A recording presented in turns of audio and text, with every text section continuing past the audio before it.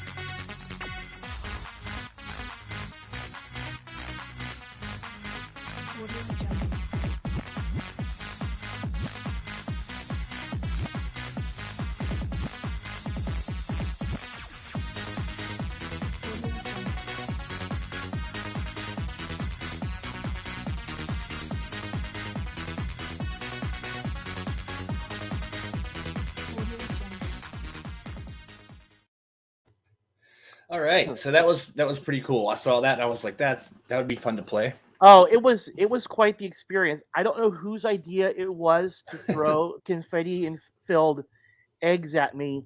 So the funny thing was that the idea was to chuck them at me, and then they would kind of like explode upon impact. But I think I'm just too fluffy, and they would just simply hit me and then bounce off.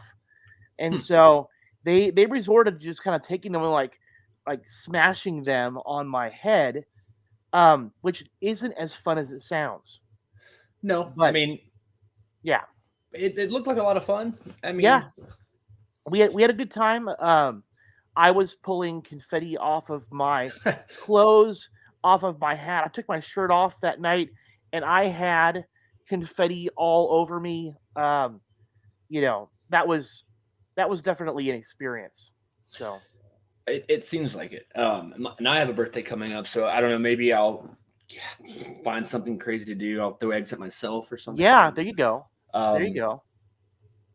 But yeah, it's coming up soon, and hopefully, I know the summer plans didn't have it really quite worked out the way I hoped. I had hoped around this time or before I'd be over in your area now, but I mean, things don't work out all the time the way you want them, and that's okay. There's always next decade or year or whatever. I mean, I don't know unless I hope we don't need to wait. I hope we don't have to wait until next, a decade from now. Yeah, I don't think it's going to be that long. I think it'll be fairly soon. Excuse me. This carbonated water, I'm forgetting it's carbonated, and I'm like, wow. And, when I first had carbonated water, I was like, oh, gosh, no. It's like a soda without flavor. Now I really like it. Not a sponsor, but go get Liquid Death. It murders your thirst. I saw Liquid Death at the store, and I thought that's a pretty bold name for carbonated water. Apparently, it comes from some Alps somewhere, and they just put it in a can, and then they add the carbonation, obviously, unless it comes out of the stream carbonated. That would be cool. I don't think that's the way that it works. It's too bad. I don't think CO2 naturally occurs in streams. But that would be kind of neat. And I know I showed this to you on Facebook a while back, but I wanted to show everybody else here. We're not talking about the Flash tonight, but still, this is a pretty cool action figure I got recently. This is from season 7 of the Flash. I thought about getting some gold paint and making season 8 because that's really the only difference on the boots. Right. But I saw this a few months ago online that it's coming out, and I'm like, oh my gosh, I have to get this. So I I like that finally his saw it. arms. I like that his arms are articulated, Oh so yeah, that he can go and give all of the bad guys hugs. yeah. I mean, it's okay. It's okay. Yeah. Like, here we go. Here's a good example. Oh, blah, blah, blah, blah. It's okay, Skeletor. You didn't mean it. You're right. Thank you, Barry. I know that's ridiculous, and I laugh about it, but it's true. There've been at least what half of the finales of Flash have been about. Let's just hug it out and everything will be fine. Yeah, Eric Wallace.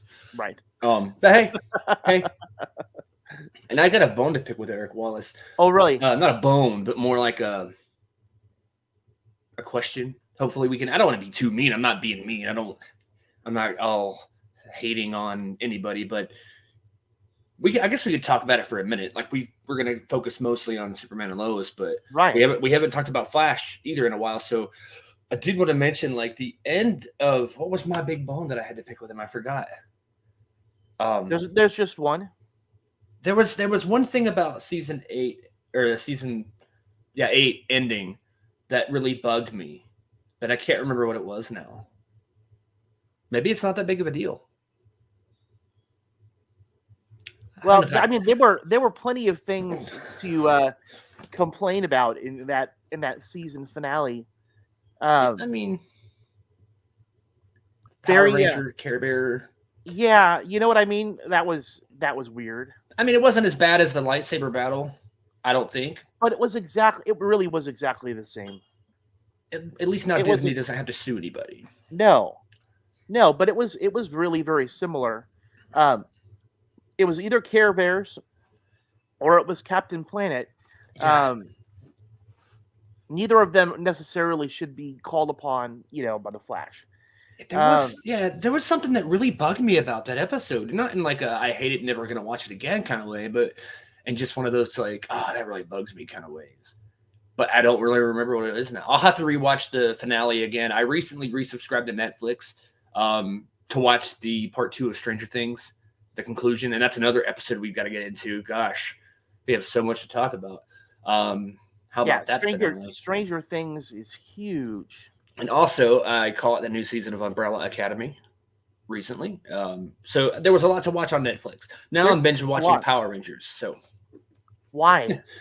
I don't know. It's I guess childhood thing. It's ridiculous. I'm hate watching it. I guess like I collect the toys, the action figures and stuff of like my childhood. Like, oh, this is I used to play with these when I was a kid, and that's cool. But then watching the shows, it's a completely different story. You're just like, I swear, all day, not all day long. I've not been watching it, but like throughout the day, I've been watching episodes here and there. I'm not watching every single episode.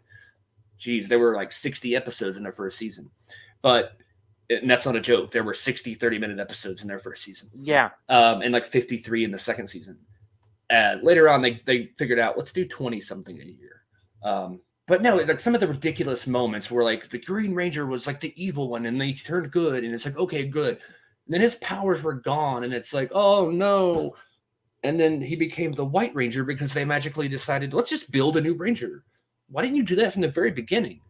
Like little things like that. It's like, if you think that like little moments in Flash and all these other shows are kind of weird and messed up, watch Power Rangers, one episode, and you're going to forget all about those things. I don't know. It's fun to watch and pick at. I don't know. And think like when I was a kid, I thought this was awesome. Now I'm like, wait a minute, how? Right. But I find often when I go back and rewatch shows that I liked when I was younger, very, very seldom do they actually hold up. Right. Usually they're very dated. Like, I don't know if you ever watched The Greatest American Hero. I think I have. Yeah. I think I really enjoyed that show as a kid. Go and rewatch it as an adult. It is so cringe. So, yeah. Gosh, that's just bugging me now about the Flash. I don't know what it was I was mad about. But I'm not going to linger on it too much because we'll go through the whole show like, well, I couldn't remember. So I know. I mean, how do you feel about the idea that we had the original Reverse Flash, and then, he gets his face ripped off to reveal Tom Cavanaugh. I felt like both characters were kind of wasted. They really weren't used much to their potential. And I think a lot of that, well, partially that's, I don't know if I should defend it or like agree, because I read recently some words from Eric Wallace where they had written an entire finale. This was going to be the series finale, very last episode ever of The Flash. Then before they started shooting, they were like, "Oh, we get a season 9. Oh, well, let's rewrite the ending." So that affected it a little bit, but for the most part, the big epic fight scene, well, what they call epic, what we saw was original. Like that was in the script. So it's like, okay, but I wonder if any of that was changed. Like the tease at the end where we see that some form of Frost is coming back out. We don't know who it is, though, because we don't see Caitlin or Frost. We just see the chamber open, and it's like, oh, we don't show it. Reading on that more, I found out that maybe Danielle Panabaker might not come back for season 9 because she hasn't signed on for 9 yet. Oh, really? Yeah, so far. And then again, we don't know how many, we don't know what the order is. We don't know if they're ordering 5 episodes, 20, 30. No one knows yet. So I think that they did that as a just in case kind of thing, where it's like, if she doesn't sign on, we can recast and do a different thing, which is smart. I'll rewatch the finale in the last few episodes because it's on Netflix. I forgot that they brought those on Netflix. So season 8 was just added. So I think I'll rewatch that and remember, and then next week I'll complain. There we go. I mean, it's not a major deal breaker. Like I said, I'm not going to not watch it anymore. And especially if I've gone through 8 seasons, I might as well stick it out one more. For the kids.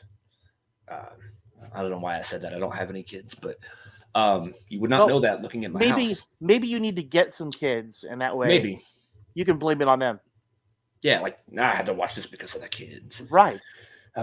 It's a good excuse. And that's what going up earlier. You asked me why I was watching Power Rangers. Like what Eric Wallace would say. What 11-year-old Steven would be like, "Oh, I have to watch this." Right. So I was doing it for him. I don't want to, but maybe you need to write scripts for 11-year-old Steven. I think I will. I actually had the thought earlier, like, I'm going to write an episode of Power Rangers and make it more logical. Well, there was a scene in an episode I was just watching a little bit ago where there's a baby stroller that is like the parent accidentally like loses grip or whatever, and the stroller is like going through the park for what seems like 20 minutes, and everybody's trying to chase it, and these Power Rangers have they can teleport literally, but they're like, "Oh no, let's run after it." Teleport to the end of it and grab it. Like, well, we got to protect our identity. A baby might die, and you're worried about your identity. I don't know. But yeah, Superman and Lois. All right, that's a good segue, and that's what we've been waiting to talk about. Number one, after season 1 and how epic and amazing that was, I thought, I don't know how exactly it is that we could ever, beat season 1 for Superman and Lois. But I think the season 2 has been pretty amazing. Yeah, it's been good. Now, there is a huge gripe about Superman and Lois that I'll get to, and I do remember that because it really annoys me so bad. Maybe it's best to get that out of the way so we can focus on the actual episode. See, now I will tell you that I was really glad. I know it was. I've always felt like something didn't line up. Right? We know that after Crisis on Infinite Earths, everybody was supposed to be on Earth Prime. Mm-hmm. But I really believe like they were very vague about that. Well, see, my thoughts on it, looking at Crisis specifically. Now, in the Superman and Lois show, they've never had a direct tie to it except for Diggle. And people can say, "Oh, that's an Earth 2 Diggle," or whatever number this Earth now is. Because for those of you that haven't pieced it together, Superman and Lois is officially not on Earth Prime. CW, I think, has said it somewhere. And little bits of what happened in the finale kind of like hinted at that, which really bugs me because if you look at specifically Crisis, at the end of Crisis, Superman, the Superman we know now from Superman and Lois, was at the Hall of Justice with everybody, and they were like, "Oh yeah, this is a new day. We're gonna blah blah blah," and all this stuff. And then now all of a sudden it's just a completely different world. Like, where's that Superman then? Well, and I think that the first of all is that that Superman may very well be a part of Earth Prime. We noticed that there were some very clear changes in both Superman and Lois. I liked both characters considerably more when they got their own show, and I had Right. thought that was just a difference in a change of the writing and everything else, that finally they were able to get the attention on themselves. And I think that's part of it. But I think also because they're different people, same characters, but a different world. Hmm. Even the appearance of Jonathan and Jordan, um, from being one child to being teenager twins, um, we had all thought that the kids had been sped up in their growth, Yeah, or that's what they wanted us to think, I believe. right. I think that is true. And so what we have to realize is that on Earth Prime, that uh, baby Jonathan still exists. But Mhm. here on this Earth, whatever number it is, maybe we'll find out at some point. On this Earth, um, they've the teenagers have always been there. Um, Right. so for me, the first thing I understand is that I think originally the intent was to connect Superman and Lois with the rest of the Arrowverse. Right. However, when you look at the direction of the Arrowverse right now, Naomi gone, Batwoman gone, the Flash. Let's be honest here, it's gone. 9 has to Um, be the last one, there's you no know. way in hell it's going past 9. That thing is going down like a sinking ship. I It's mean, I just it still just enjoy it, but I mean, it's not. I mean, it's there's a time when it's everything has to end. it's marginal. I love the character, don't like the direction of the show. Um, and so there's and Arrow's been gone for a long time. The spin-offs aren't happening. And so I mean I guess the Gotham Knights, I guess, but we don't know where that's going to What integrate. about the Diggle show where he's like teaching kids or something like? I haven't heard anything Yeah. necessarily either. Um, and so for me, the point is Yeah. that if I were Superman and Lois and I wanted to be um, establishing itself, I would not connect myself or my show to a dying universe, All right, and I get right? that. I don't mind that. I just don't like the way that they were going into it like and built it up so big and Crisis, and then all of a sudden we're just like that doesn't matter anymore. Right, Not that it doesn't, because that Superman could still be there, but where has he been? You know what I right. mean? Like where is he? And then why has he not helped the Flash? Why has he not? Because Flash could have really used him this past year. Um, get better writing. Yeah. Oh yeah. No, But see, I think that this actually answers a lot of plot holes, Mhm. because people had always said, um, where Supergirl, if she was on that Earth, she would have been really helpful to fight against Talro. Um, Especially this past season when Superman literally was basically dead, almost. yeah. You think? So it Yeah, explains why Superman and Lois.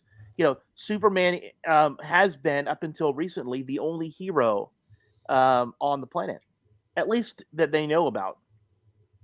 So anyway, I think this is sort of like their soft reboot. no, Corey. He brings up a good point here. It's like Diggle. They referenced Crisis in season 1 of Superman and Lois, and they did, and that's what makes me so like upset about this. But this season he came back with a new haircut, the same new haircut that he had on the Flash. I mean, it looked similar, and he was just on the Flash, just a couple. That's what it was. Eric Wallace, how dare you bring us back that Green Lantern story arc and then rip it away instantly again? What was the point? Okay, moving on. Right. That was what my big gripe was. Oh yeah. Yeah. It was almost like, why even have it at all if you're Now, I get not why going to? yeah, I get why they started to push it in Crisis, like they planned on maybe doing it, but then why everybody forgot about it? Because like, Think about how smart it would have been to actually make uh, you know, John Diggle as John Stewart, Green Lantern. That would have been amazing. A Green Lantern show with Diggle at yeah, the helm. That would have been awesome. yeah, but And it even would when they decided they couldn't or wouldn't do that, why then on the Flash bring him back going, help me open the box? It's the ring. I don't want it. Throws it away. It dissolves. Like, what was the point in any of that happening if they weren't going to do that? Because like they've done so often, just like how we think that we're getting Bizarro Superman, and we got an alternate Earth Superman instead, right? Where we think Right. we're getting Doom, right? That they really enjoy kind of like pulling the rug out from underneath us. Yeah, and that So I it's like that too. yeah, that's Because the it reason. does keep and in a way this change now is like I don't know if they planned it all along. I don't know if they're that smart. Not that they're not smart, but I think honestly, mid-course they were like, let's not make this part of Earth Prime. Just in case all these other shows go away. We don't want to like have part of us dwindle away like that. And I get that. And I do like how they make us think one thing and then change it. Like, oh, you're not so smart, are you? I think that originally they wanted everybody to be on the same planet, and I was excited about the possibility of getting that real Justice League team up, and yeah, it wasn't This going to happen. is a really good point here. Diggle on Earth Prime gave up the Lantern Box, but Diggle on the Superman's Earth did it yet? That never crossed my mind, but that's a very good point. Yeah, Maybe there were always two stories, and maybe Crisis happened on this new Earth, and this is the new Earth as a result. Maybe that's how this Earth came to be after Crisis. It branched off and split and created a whole new Earth. Okay, I'm not as mad. Thanks, Corey. That helped. It really did kind of help. I was like, wait a minute, that could have been. but I know that there are a lot of people who are super pissed about this idea that they had believed that they were on one Earth Prime.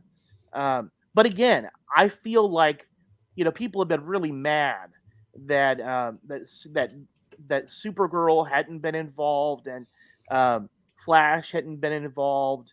That there had been zero crossover, and they had just simply thought that um, that the show was, intentionally leaving those characters out.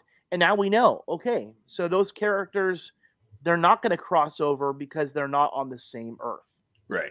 And I think, honestly, I'll say this if COVID never happened, I feel like this would have been Earth Prime. Because that's one of the major reasons why they didn't do any big crossovers through season 2 is because season 1 into season 2. It's because they couldn't film that many people together. It was just the protocol. And it's like you had to they're just now getting back to a point where they can film. There's probably still protocol in place, but they're just now getting back to something close to normal what they used to do. Right. So I think, if that had been a different situation, then we probably would have seen a completely different show. Not a different show, but it would have went in a slightly different direction. Which is fine. I'm still, that's the thing I'm not too overly upset about is, it annoys me, but at the end of the day, I'm not going to stop watching the show over it because that's the most well-produced CW show I think I've seen in the last decade. I mean, Flash was up there, but even season 1 Flash compared to season 1 Superman and Lois, I don't think it holds up against Superman and Lois. I think they're comparable. Yeah. But Superman and Lois season 1 and 2, I think has been consistently good. And we'll see what happens with season 3. But we've seen that the writing has been superior, the acting has been superior, the CGI they've incorporated into it has been superior. You can really tell that the production value, they've really put a lot of effort and time and money into making it good. And the story itself, not even the visuals as much, but the story itself is amazing. And our very best friend in the world, Jordan Elsass, is always great. And he played 2 characters this season. He played a bizarro version of himself fighting himself, and that was really cool. And let's not forget about Alex. What was his name? Alex Garfin. Garfin, yeah. I didn't completely forget his name, but he's been really good too. And seeing him fly like that, oh my gosh! I think this season for his character, we've really seen him go from really grow and develop and mature. Even with his confidence, it's amazing when we compare him in season 1. He was the emo kid who was dealing with anxiety and depression and self Hmm. doubt, and just kind of learning about his powers. And in season 2, we see him, step up and take care of the world when his father's gone. You know, um, he rescues Mr. Cushing from the burning building, and we Hmm. see him, fighting bad guys. And you know, say what you want to. I really hated the character of General Sam Lane last season. However, as Grandpa training his grandson to be a superhero, um, he has been exceptional. Um, It's another good question. How did Talro get stuck on Bizarro Earth but still buy the twins' trucks? Maybe he got off the planet or something in time to go buy them I before think that the I think dealership that closed. yeah, I'm pretty sure that he bought the trucks. Or does Tal Rowe really buy anything? See, that's Probably the sold question. them. I mean, I think he still had my guess is that he still has considerable resources. And we forget that as Morgan Edge,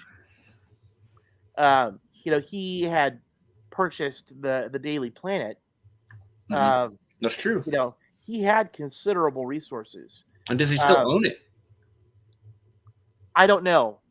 They I, never I really explained any of that. They really didn't. But I think because Superman and Lois are really separated a lot from Metropolis, um, we don't know whether um, he lost, the Daily Planet, or whether it ended up getting rebooted or given back to its original owners, or how that's going.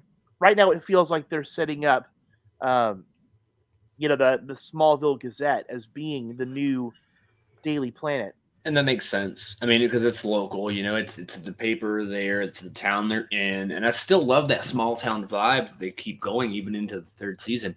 Because I thought at some point they'd move to Metropolis or move to but it's Smallville.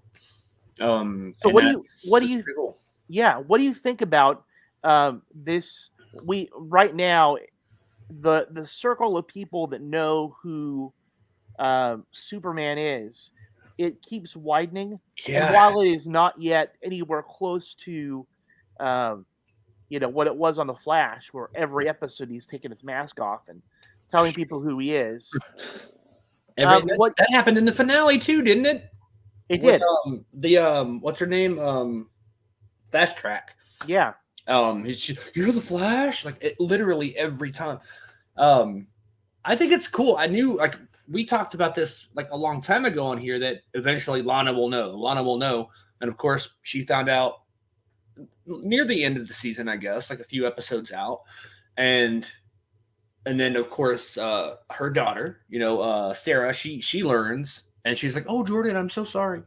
Um, so now she knows, which is interesting. How's that going to go? Does Kyle know? I don't think he ever found out. But it's cool that they're telling people and they're trusting people, and they're like, okay, well, if you need to know, we need to know. Here you go. I think telling Lana was a good choice too because she's the mayor. You have to tell the mayor, right? I mean, it helps right. to work with her and I have mean, that I going. I I had kind of gotten sort of like a Commissioner Gordon Batman kind of Yeah, feeling. And I exactly. had thought that, Commissioner Gordon never learned that Bruce Wayne was Batman. He didn't. No, So I kind of enjoyed the joke of them being, best friends, and yet also not realizing that huge part of who he was. Mhm. Um, I think for Lois, um, for her, a lot of it came down to her idea of journalistic integrity. Mhm. That really searching for the truth and being honest, both with herself and with the world in what she was writing, keeping that secret from Chrissy.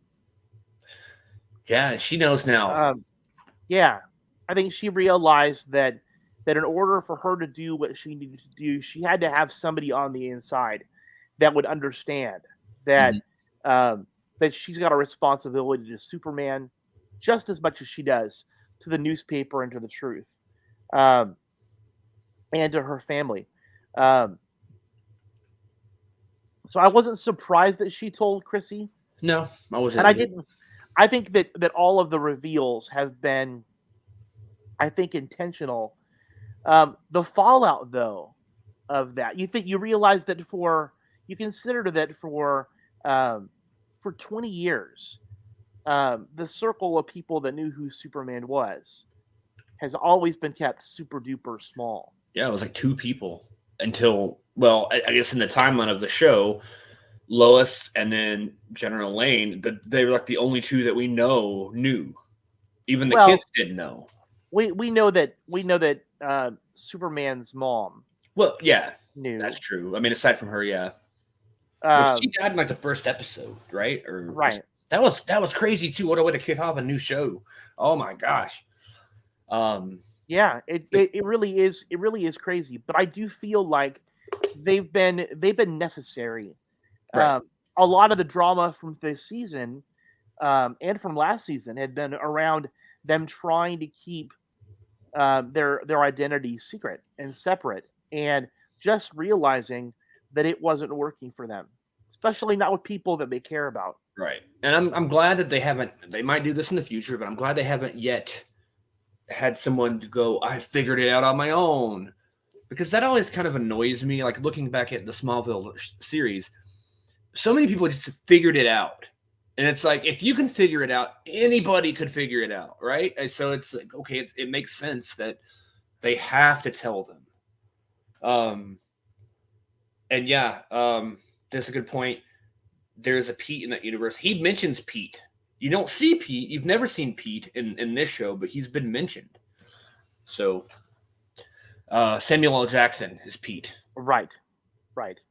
We gotta get this man off this mother. I mean, come on, CW, you can do it. That would certainly it would be a great decision. I hate when I have a great thought and then it just kind of leaves me. Yeah. No, I still think we know that the drama that came between both Kyle and Lana, Yeah. that is not reconciling, and though I think they're learning how to do that balance of being co-parents, but being separate and not going back together, at least for right now. Yeah. See, that's another one of those pull the rug out from under you things, because all season they've been building up towards the reconciliation. You're like, oh, they're going to get back together. Oh, they're peaceful. Oh my gosh, the world's ending. They're running into each other's arms. It's a beautiful. What? They're not going to get back together? Yay. I mean, it could be not yay because they're miserable, but yay because it's not predictable. I love when they do that. I love it. Lana goes out of her way to say, that we're gonna go find Kyle because we love him, and he's an important part of our family. Yeah. But I also think she makes it clear that I can love you and still not want to be in a relationship with you. Right. And I thought that was an interesting thing. She's showing her kids that you can love somebody and still, not want to be with them. Right. They could still be a family and not be together. That's kind of how my parents were in a way. I mean, now people ask me like, when did they split up? I don't remember. Growing up, I was so young that when they were together and they were split up, I don't remember. But later on, they were always pretty close, good friends and stuff. So that was actually normal for me. So seeing that in this show, I was like, I relate to that because that's kind of how I grew up. Which is, I mean, it's cool that they're doing that too, because it's like it's not the typical like everything's gonna be okay, let's hug it out, and this show seems more real, more relatable, and so it would be easy for them to do the teary, they find him and oh, I miss you and I don't want to ever lose you again. That would have been easy. Yeah. And the show has gone out of its way to demonstrate to us that despite the fact that Kyle has made some really stupid bonehead decisions and is dealing with the consequences of it, that he still loves his kids, and it is I think still in general a good guy. Despite all of that, He definitely is, and I think he kind of like redeemed himself back when he was drunk all the time, stumbling around like, "Yeah, nobody cares about me." And then he kind of saved the day. I think season one, Kyle was like just an asshole. Nobody wanted him around, and then he kind of was like, "What am I doing?" And then it was just a little too late. It was, and he's got to live with that. But he's still a good person deep down. Like he was never a bad person. Season one is they were showing us this juxtaposition between Superman and Kyle, both public servants Mhm. who, Superman had given the world all of his time and energy, and had in many ways though had left his family to fend for themselves. Yeah, Not intentionally, but that was the that was the balance that he had always struggled for. That he would go and give the world his time, and sometimes leave Lois and the kids to fend for themselves. And the same thing with Kyle. That there he was, a firefighter, uh, and the job would come before his family. So oh gosh, so I probably should have rewatched this before going into this discussion because I don't remember a ton. I do remember some of the bigger moments, but I don't remember like the full details of the entire finale and all this. I remember it being pretty spectacular. I mean yeah, that the big huge they had the big fight with Allie and then splitting her back apart and the scene in the end where like both Allies are in the cell together holding hands, you almost feel bad for them in a way well, because it's like so what are they going to do next? right. Well, first things first is that Allie got what she wanted, Yeah, right? Allie got what she wanted. That she was able to finally merge, and yet Lois's commentary to them, asking, um, "Was there ever a time when you felt complete?" And Allie basically confessing that it really wasn't what she thought it was going to be. right. Um, and whatever it was that Allie had thought it was going to be, the idea that she was going to then force that upon everybody else in the world, um, that was that was crazy. I will say that I still think it's sort of a missed opportunity. I had really thought that something was going to happen where Bizarro Jonathan, Yeah. Superboy, and our Jonathan were going to somehow end up getting merged together and giving him powers. I thought that would happen, and then I thought, well, they're not going to stay merged because he would be evil at that point. So I felt like they were going to merge, and then there was going to be a merged Jonathan and a merged Allie, and then Right. when they destroyed all the stuff and split them up and everything, that those powers would remain in his cells and like because it was similar to like stem cell treatment. Where if they merged, the cells in Bizarro Jonathan would have like kind of merged with his cells, kind of creating and duplicating so that he would then become super, and then that one would be in prison with everybody else. And I kept thinking that was going to happen at yeah, some point, but it didn't. That they that it, yeah, it I think that we do have to give. I know we're really tough on Jordan Elsass on this show because we had asked him about whether Jonathan was getting powers, and now I kind of realize how difficult a question, even if you were to answer that honestly, how difficult a question that would be, because technically it's yes and no, right. right? Does Jonathan get powers? Yes, he does. It's just not our Jonathan. All right. And Well, he did for a minute, but they didn't last because he stopped taking the XK. right, But still, and everything that happened, he told us, or at least kind of alluded to it in some way. I think it'd be cool if Jonathan gets powers, maybe like temporarily because of something that happened, or maybe I don't know. We'll see. I don't know. All the things he said it would be cool to see if, or this would be cool if they happened. So he knew at that point. He knew, and I messaged him a while back on Twitter, like, "Hey, will you going to come back on?" He said, "Maybe in between seasons." So now that the season's over, we got to get in touch with him to see if he wants to come on again and talk about That would be That really would be. He was one of our best interviews, and I would love to Yeah. have him back, especially considering how much growth his character has gone through since season 1.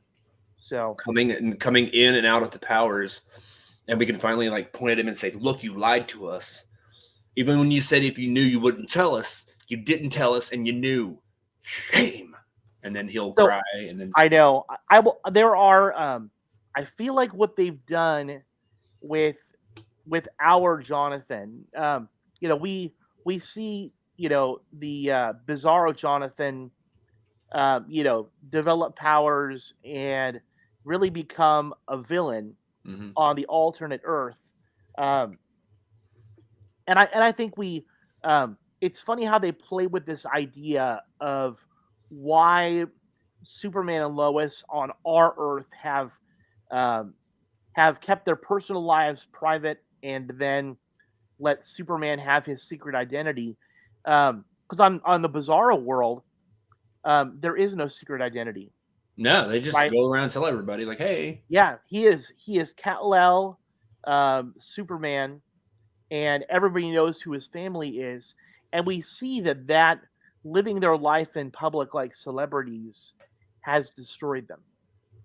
You know, um, and that seems to be the truth. It kind of, in many ways, I think that it was meant to show why, for the most part, keeping the secret of who they really are has really been a wise decision. Yeah. And going back to what you mentioned earlier, only telling the people when you have to tell them, Right. when it's a necessity. Because you need that support system. You need the friends, and you also don't need to lie to them and not betray them, but like keep them in the dark so then they hate you forever, and then that leads into danger because they get scared, and then fear leads to anger, anger leads to hate leads to suffering, and then wow, I don't know where that came from. That was on purpose. Yes. Star Wars, go watch it, kids. Right now. So I really do think that's a really important one that they did. It was wise for them to let certain key people know who they are. Um, Yeah. and that's I think that's a really wise, smart decision for them to make, um, while keeping it secret from the rest of the world. And it gives us more room for interesting stories that we wouldn't have gotten. It really does. It really. I'm I'm really wondering how Kyle is going to take it when he finds out, because at some point Lana is going to let Kyle know that Clark is Superman and that she could have married Superman instead of him. You And then know that's yeah, you the know whole that's going to thing come with out. like Superboy dating my daughter. No, I'm going to stop him. And, and there's going to be that tension there between the two of them. They were pretty close before, like Mr. Cushing. I appreciate you and respect you. Hey, little kid, you're good. Yay! And now Well, it's going to be different. well, Alex, we know that Jordan saved Mr. Cushing's life. Yeah, Um, he doesn't I know. think I think if he knew that he was the one who had saved his life from that burning building, I think he might have different feelings Possibly, yeah. about Jordan dating his daughter. Um, so I wanted to talk a little bit more though about Jonathan, because I think that all throughout season 2, they've made him a really, really sympathetic kind of character, right? Yeah, No powers. Everybody blames him for what happened at school. no For sports. Yeah, Yeah, he's working that part time job at the convenience store, and he wasn't even supposed to be there today. right, Um, right, he didn't even get lasagna. no. Um, yeah, and I'm pretty sure that his girlfriend, you know, has a little more experience than he does. Um, Yeah, yeah, probably. probably, absolutely. 37. So I will say though that um, what here's what I think is going to happen. Remember that at the end of this season, Clark takes them out onto the ocean. He throws that crystal into the Yeah. ocean and builds a new fortress of solitude. Not just for him, not just for Jordan, but a new fortress. This one is for the family. Um, and You think about how many times that Superman and Jordan have gone off together to do Superman and Son things and leaving Jonathan behind. I think they finally realized that that's not good. I still question how they're gonna get there. They'd have to have Superman take them there because the line like, when he creates it, he's like, "Look, a new fortress." He was like, "Oh yeah, only for the supers or something." He's like, "No, this is for everybody." But I'm like instantly thinking, how are they going to get there? And if you guys aren't home, like they can't just walk to the place. It's in the middle of the ocean, way out. Like nobody's ever gone through. It's like the Bermuda Triangle or something like that. We don't know the location for it. It's got to be hidden. It can't just Yeah. be near the beach, near the coast of like Miami or something like. Right. It's always been someplace secluded that not anybody can find. But I think that it was good that at least there's a place that is available to the entire family and not just to Superman and to Jordan. So what if it's going to be cold? Because it's made of ice, right?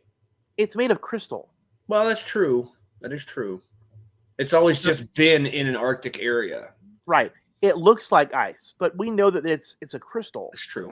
So it's not. I don't think it's not ice growing up out of the ocean. Here's the thing. Corey's right. There's a Native American portal that they'll transfer them from the cave to the fortress. We saw that in Smallville, so that's probably what they're going to do. That would be really neat. Would be really neat. Here's what I'm thinking. And again, Jonathan needs something, right? He can't just keep getting, left out of the family dynamic or seen as useless or weak. Yeah. But you remember that Clark had told Jonathan there's a lot of Kryptonian tech. Yeah, that you're gonna love or something like that. Yes. Yeah, I really feel like that's something that we're going to see him get involved in. Is he's going to be Cisco. He's always had that interest in weapons. Yeah. And I think that might be, if he's not going to get powers, they're going to have to use him, to provide, the backup as far as with weaponry. And I think this too is another, maybe it's just me, but it seems like another tease that he's going to get powers next year because he's working with the machines. Oh, zapped me. Oh no, now I'm super. Who knows? Yeah. Could happen. So anyway, that's my guess of what's going to happen as far as with Jonathan.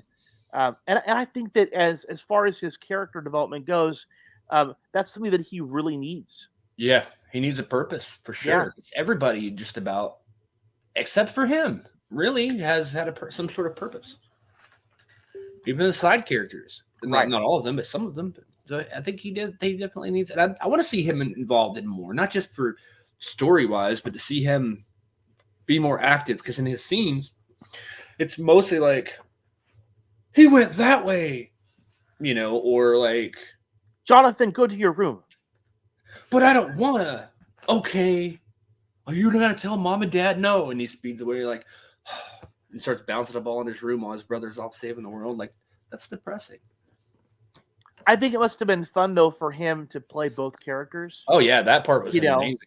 Especially fighting each other. Him as the classic Superboy. Oh, that look. With the red pants, the leather jacket, the S emblem, even the faux hawk, and the guy liner. I thought that look for him, really worked, and I think that he did a great job of differentiating those two characters from each other. Yeah, they had totally different personalities and attitudes. Yeah. So I really liked that a whole lot. I think as we're kind of getting into the end here, we knew that Ali Alstrom was going to be the parasite, right? Mm-hmm. We didn't know exactly though how that was going to come about, but she merges. They end up Superman and Tal break the pendant, and they think they've won. Okay, so we've eliminated the pendant. People can't just get merged by putting those pendant pieces together, um, and so um, uh, Allie then gets desperate. Right, her desperation move is to fly between both Earths in that negative zone, and to um, use her powers to go and bring the two worlds together. Yeah. But that was only after um, absorbing the life force from the Bizarro, Talro, and from our Superman. Hmm. Um, I loved when the world started merging. You started seeing it was almost like glitches in the Matrix. right. Everything was, and people would disappear and reappear. That was really cool. Yeah, Yeah. yeah. It does make you wonder what would have a fully merged Earth looked like. Yeah, that's a good question.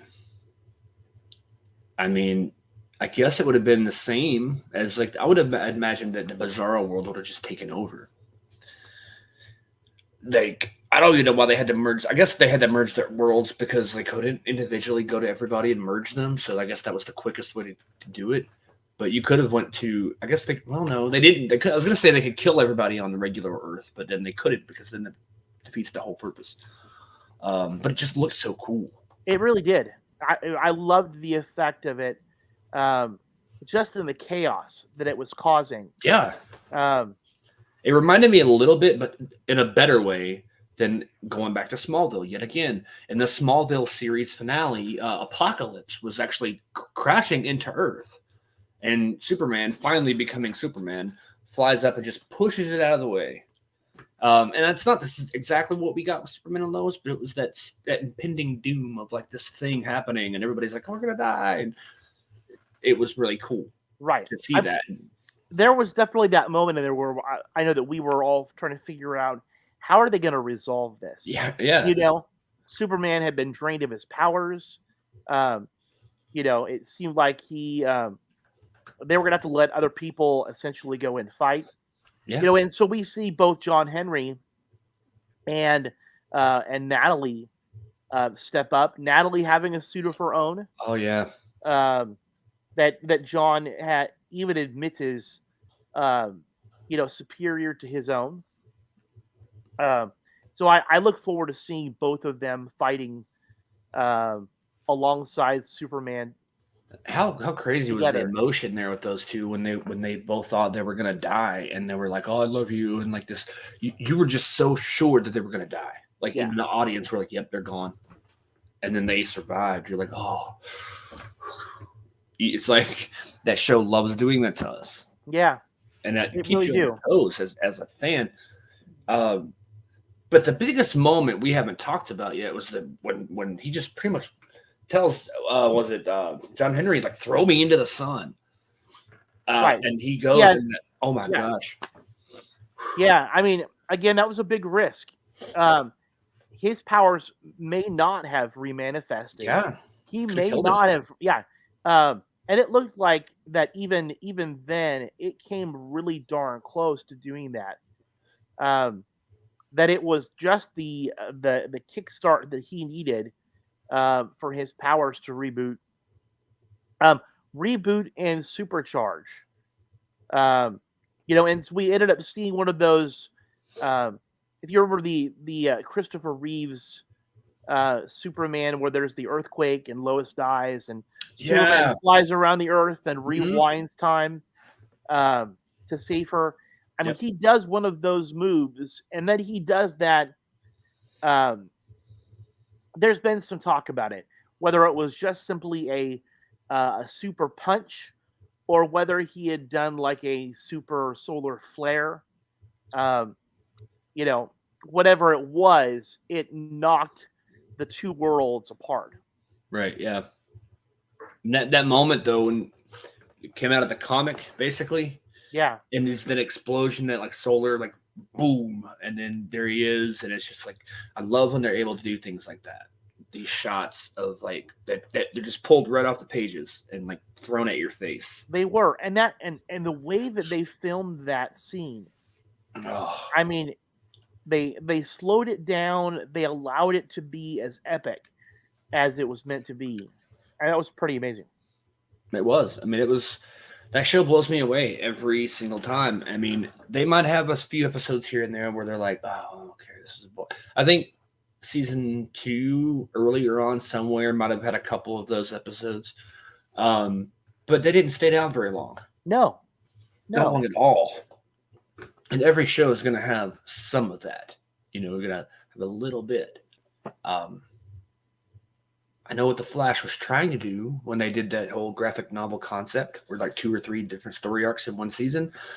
And on paper, it's a good idea, but when everybody is happy and hugs and everything at the end, you gotta get some mean people going. You gotta get some, like, Cisco needs to come back and like kneecap Barry with a pipe or something. Like, I mean, something crazy. Shake it up, you know. Like Superman and Lois has been shaking it up since the beginning. They haven't stopped shaking it up. And I think that's what's going to make that show go for a long time. I'm certain of it. I mean, again, I feel like that there's not a stinker in the cast. I feel like they've really thought a lot about who is in the show, about how the story that they're telling. And so, yeah, I've been really happy about it. Although I do often forget that the Cushings have a second daughter.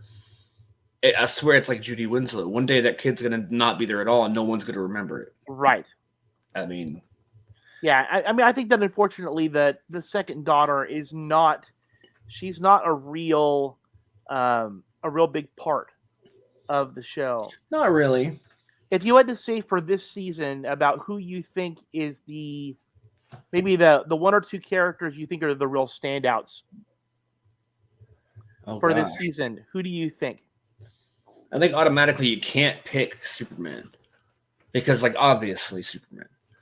Oh my gosh! As far as stand, I mean, I still gotta go. Oh gosh, it's tough. Like, who's the big deal? Like, Lana actually is probably one of them because, I mean, I know she doesn't do a lot as far as the super stuff, but right. Like the development of that character, the maturity, like you mentioned earlier, with the whole that we can still be a family without being together. The morals, like she's setting a good example for her kids and for the town as mayor and all this and that. So I think she's done a really good job. And the actress, I've always liked her. I'd seen her in a couple of movies, I don't know, like 10 or 15 years ago, some comedies. And I was like, oh, she's cute. I like her. And then the movie was funny and this and that. And then now she's in this. I'm like, oh, yeah, that's Lana. That's cool. So I like her a lot. And then going with the 2 kids, the Jordan Elsass and Alex Garfin, I think those kids blow it away every single time.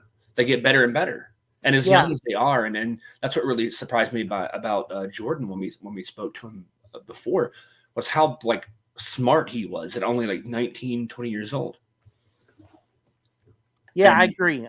Yeah. I think season 2 for me has been, there's been a lot of character development, particularly with Jordan's character. Mm-hmm. That he, with his dad being gone that month, it really did force him to step up and and do what he needs to do.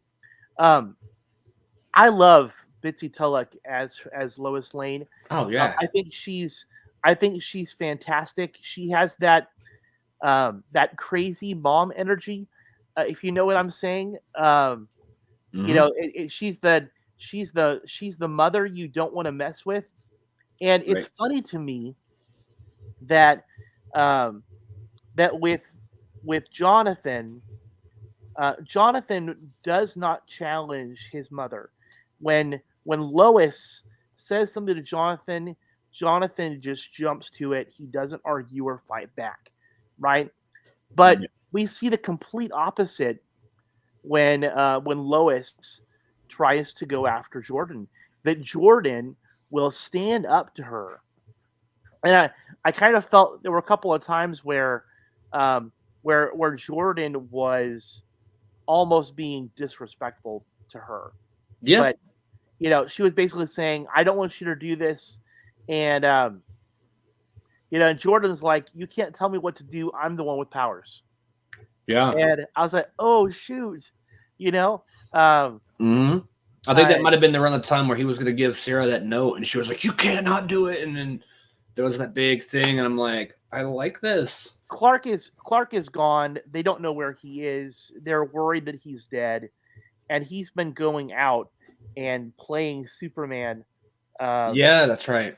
And going into burning buildings and saving Mr. Cushing. He's been doing it, and I think that she's not yet ready to let him go and do that. And having concerns makes sense too, because he's still learning. He's still not fully developed. If I found out that my kids had superpowers, I think the last thing that I would want them to do is to go out in the neighborhood and start fighting crime, because we all know what happens, right? That and Lois knows that the crime fighting life, even with superpowers, is a really hard life, and people die. Oh, you got us moved around. I totally forgot about that. But that is really what I think. I think that Lois knows just how dangerous this kind of thing is. Oh yeah. But I think also that Jordan is in a place where he is growing up, and he's coming into his own, and he's not going to let his mommy keep him from becoming the man that he wants to be. I can just imagine like a school bus full of kids. No, Jordan, it's too dangerous. But mom, and then his friends are like, "Why didn't you help them?" Like, my mom wouldn't let me. Like, what if Superman said that? Well, I was gonna save the world, but my mom wouldn't let me. Well, so you say that, but if you remember the Man of Steel movie with Henry Cavill, that his dad had basically said, you can't show people your powers, even when the bus, ended up in the river, and they're all going to die. The father had basically said, you took too much of a risk in saving them. And I had thought, that's ridiculous. Yeah. If there's a time to reveal your powers, it is to save a bus full of kids. Exactly. And a bus full of kids that personally, they're your friends. Like, sorry, my dad won't let me. Yeah. And I think that sometimes when we see characters on this heroic journey, it's not enough to have powers, right? To have strength, super speed, hearing, vision, all of those things, flight, invulnerability, that's one thing. Having the wisdom to know when to use it, that's something else entirely. And I think that's the line that Jordan has been learning how to walk in all of it. And I think we're only going to see more of that. I really do.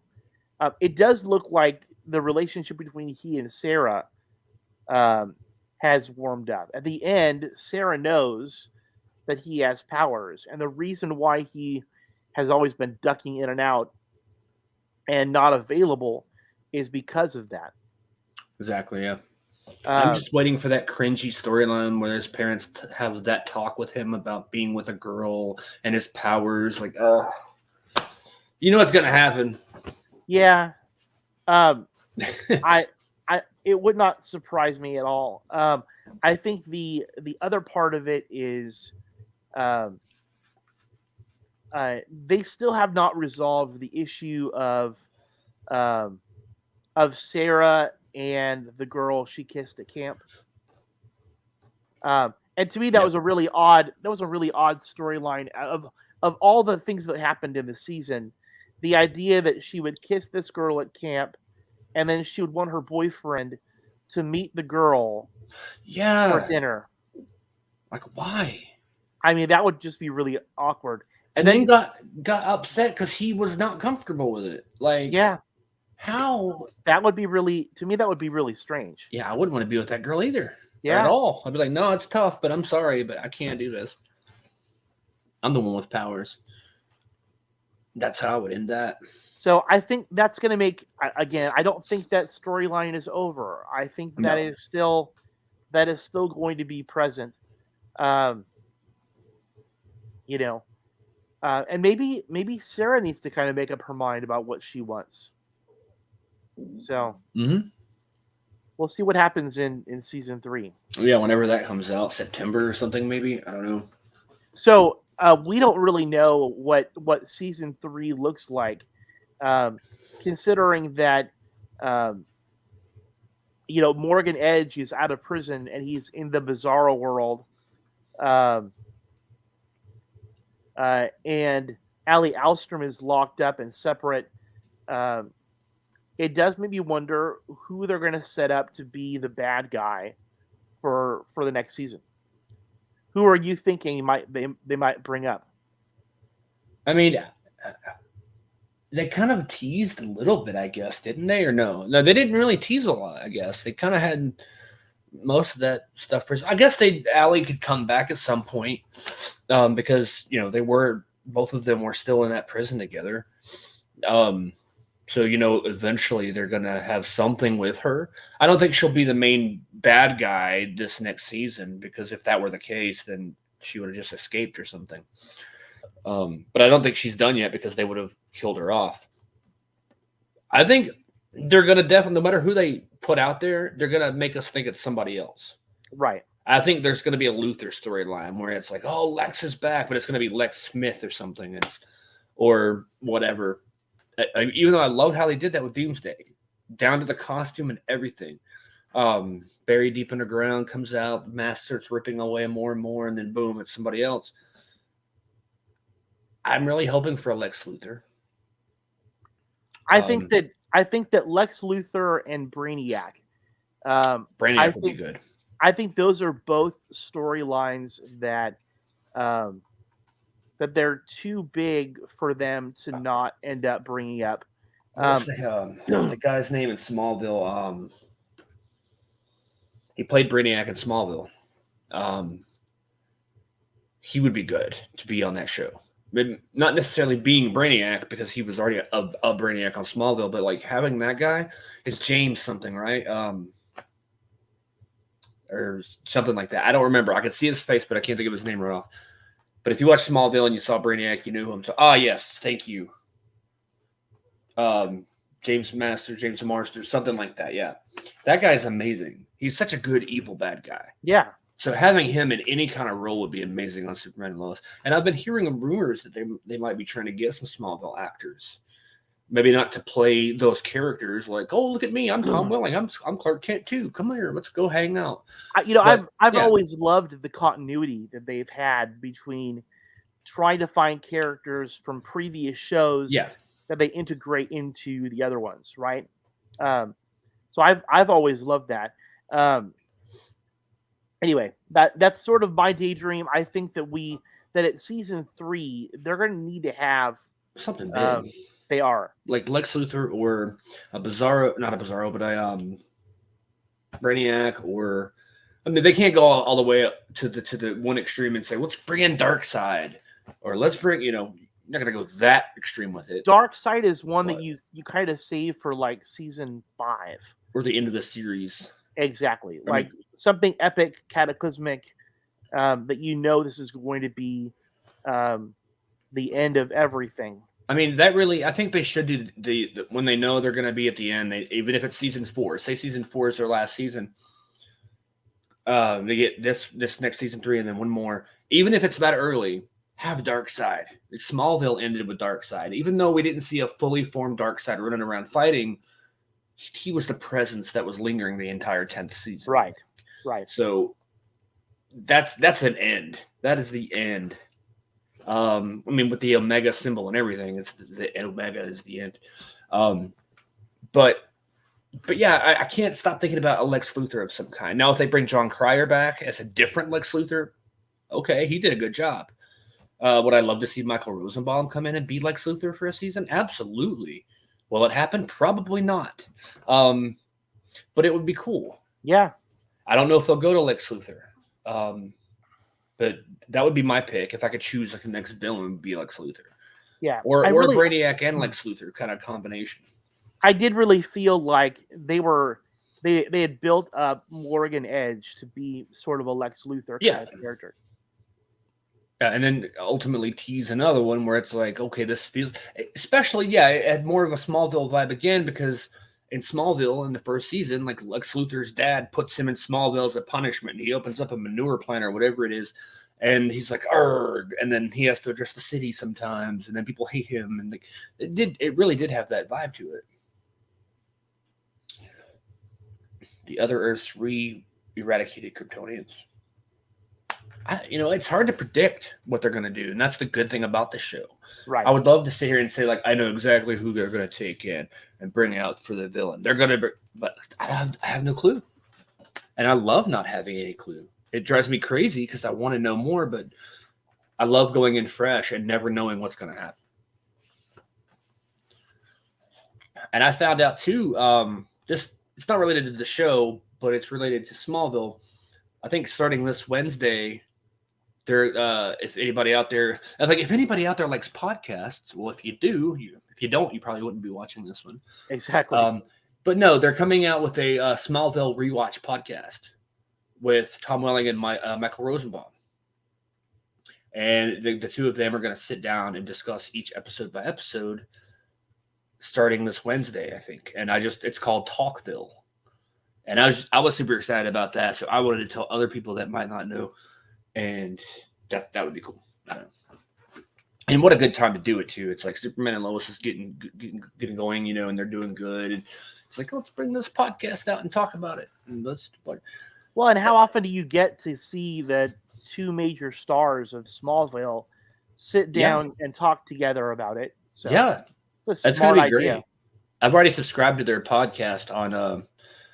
I use Google Podcasts because it's easy to pull up on my phone. It's already pre-installed. I use Google Podcasts, and I've already subscribed. They don't have any episodes yet. Their first one comes out this Wednesday.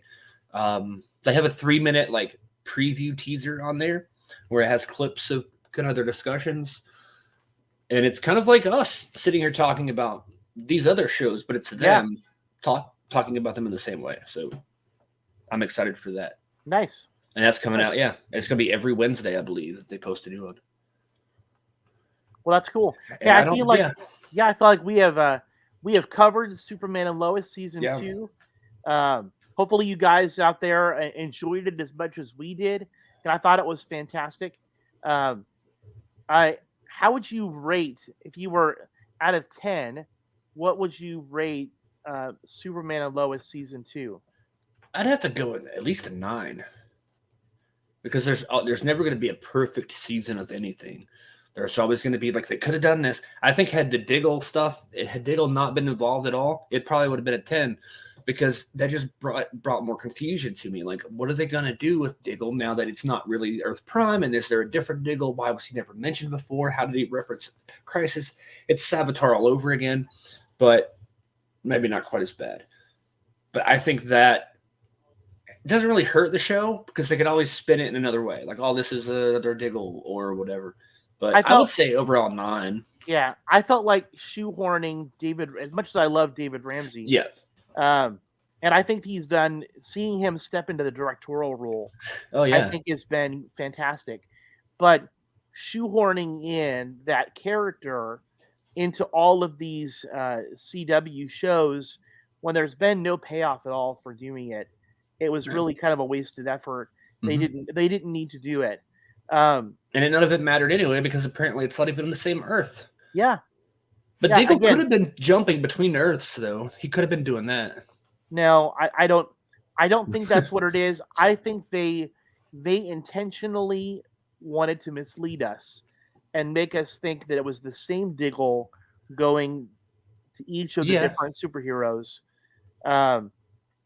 knowing full well that it's not the same Diggle and it's on different Earths. I'll never forgive them for that.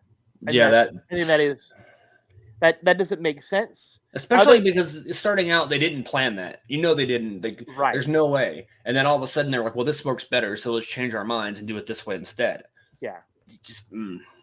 Yeah, but I really do. I really do believe that they've intentionally, rebooted um, the, the this, and again, they've done the same thing though with Stargirl. Yeah. That she's on a separate Earth too, and Although the whole thing with John Wesley Shipp's um, Jay Garrick, it's the same Jay Garrick, but yet how? You know what I mean? Like that's never been answered. yeah, I don't get that either. Again, it's one of those head scratchers. Um, Yep. so I guess we'll have to wait and see what happens. But I would love to see a crossover, at least between Stargirl and Superman and Lois. I think those two groups would get along pretty well. Yeah, because who knows? Maybe they're the same Earth. We don't know anymore. They've quietly pretty much unraveled the whole point of Crisis. I think, in a way. I mean, they didn't make it useless, but I know the only argument that I would make is that in the Stargirl Earth, there's a very odd juxtaposition of time periods, much like Earth 2 took place on an Earth that was sort of like a futuristic 1920s. Sort of, yeah. I feel like that's what we see in Stargirl, that it's set in a 1950, but 1950s, but today. But today. Yeah, that makes sense. Yeah, diners everywhere, old classic cars, and like the lighting is all dim, like because they didn't have brighter light bulbs in the 50s. There were more clouds back then. So I don't think they take place on the same Earth. Maybe it's across town.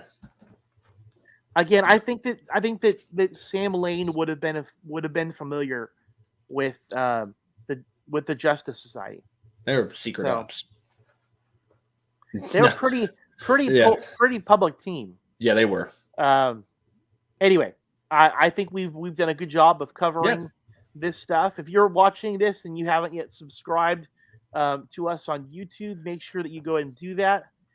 Make sure you're leaving some comments for us on whatever platform you're watching. Send money. Always send money. Yeah, yes. I have that's not worked yet, but one day. It just takes one. And I forgot to turn my light on. I look like a floating head again with a logo. Oh, it's so weird. Oh, like you can see my hand. It's not in the darkness. Wow. And that's the time where my senses go away and I start to act like a cartoon. So we'll cut that short this week. So everybody go watch Superman and Lois if you haven't. Go watch Power Rangers on Netflix. So next time we're going to discuss Stranger Things. Yeah, that'd be good. Absolutely. Have you been watching Ms. Marvel? I did. I started it, but I forgot about it, I guess, because I got caught up in Obi-Wan. And then after Obi-Wan was finished, I watched the original trilogy and then I watched the new trilogy. So I watched all 6 of those movies. And then I got a Lego Star Wars game, the new one that came out, the Skywalker Saga, which covers episode 1 all the way through episode 9 in Lego. And I've been playing that. So I'm like, oh, yeah, I forgot Ms. Marvel. So it's probably multiple episodes out now. So I think there's only 6 episodes in the season. And so the finale of Ms. Marvel is going to be this Wednesday. Wow. See, I have missed a few. Yeah. I think I saw the first 2. Yeah, I love it. I really enjoy it. It's one of those shows that my wife and kids really enjoy too. It's a good show. And so, anyway, I've really enjoyed where it's going. I'd love to talk with you about it. If you're able to get caught up. I think my Disney is still good right now. Use it while you can. Yeah, sometimes I like to blast, like, why do you cancel it all the time? Like, I flip. Sometimes I'll be on this service for a month or 2. And then if I'm not going to be watching that service for a while, why pay the money? Especially Netflix, because Netflix 4K is $20 a month. Oh, wow. It blows my mind. And that's one of the only reasons I get it is because of the 4K. But yeah, I mean, so I'll cycle through. Maybe one day I'll get rich and be able to subscribe to all of them and not care about it and have some guy pay the bill for me. Like, here, Jeeves, write a check. Send this to Netflix. I don't know. I'll get an Alfred. But who will it be? I don't know. We'll find that out maybe next week. Corey. Corey is available. Corey could be Alfred, yeah. Yeah. It's a long commute, though. Corey could be your virtual assistant. You don't use it, you lose it. Could I get a little hologram of Corey, kind of like Gideon said? Where he's like, oh, yes, today you have to pay your light bill. I'll do that for you. Would you like to proceed? And then I just say yes, and he's tapped into my bank account and can just send the money to the bank or to the whatever company. Let's start working on that. Yeah. Somebody out there, if you know how to program hologram super AIs that can adapt, but not adapt enough to take over, then please start working on that. And I'll pay you some money. Right, one day. because stuff like that never goes wrong. No. I mean, Ultron, please. That was on purpose. That wasn't an accident at all. Okay, yeah, it's been a fun episode. It's good to be back on here. We'll be on here next week to talk about Stranger Things. I may have to rewatch. I don't know. Watching that finale, it's 2.5 hours. That's a long episode. Makes you wonder. At the first time, you're like, oh, why do they only have like 8-9 episodes? Well, they're all like 6 hours long. Yeah. So each episode is exactly as long as the Snyder Cut of Justice League. It's like a 17-hour show. But I will tell you that it is so absolutely worth it. Oh, yeah. You know, a lot of shows that we've seen, the longer they go on, the less quality you get.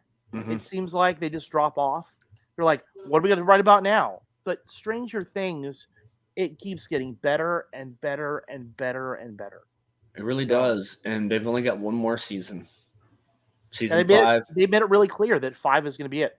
That's going to be the very last one, which I think it's time. I think they probably could have finished it in 4, but I think one more wouldn't hurt. But I don't know. A lot of people are mad that it went past 1. They were like, 1 season should have been it. Like, that's it. It's done. But I'm glad they kept going. I like it. I think that I'm so glad that they kept going. They're a lot older, but hey, what can you do? Yeah, they'll be 37 in season 5. Yeah. I mean, we should start applying to play 12-year-olds now. I know. Because we can play their friends. Poor Will is still going to have that terrible haircut. Yeah. I think that his mother needs to get a different salad bowl. Yeah, like a smaller one, or maybe just some clippers. Give him a mohawk or something. Yeah. I mean, anything's better than that. Pull the wig off. Okay, I'm just diving into Stranger Things now. I know, because we're going to talk about that next week. Anyway. Yeah. A little teaser for next time. It's going to be fun. It really is. A really good show. Really is. And our episode is going to be 7 hours long to talk about it. We're going to spend 7 hours. Wake up, eating breakfast, and then it'll be dark. And then, it's an all-day, 24-hour live podcast. We're going to watch the entire season live and talk about it as it airs. No, that would be crazy. Yeah. And we'd get sued by Netflix. All right. Yeah, it's been fun. So everybody have a good week. Check us out next time. I might try to stick to the 8 o'clock, 5 o'clock time because it feels more, I don't know. I pushed it to the 30-minute mark a long time ago because it seems like it gives me a few extra minutes to get settled, but I'm usually ready by that time. So I like the even hour mark. I don't know. 8 o'clock, 5 o'clock, whatever o'clock. Either one is fine as long as we make it consistent. Yeah, we need to keep it and stick it to it. Yeah, we really do. We really do. All right. Well, I will see you next week. Yeah, we'll see you next week. And have a good week. And yeah, I guess that's it. All right. See you guys.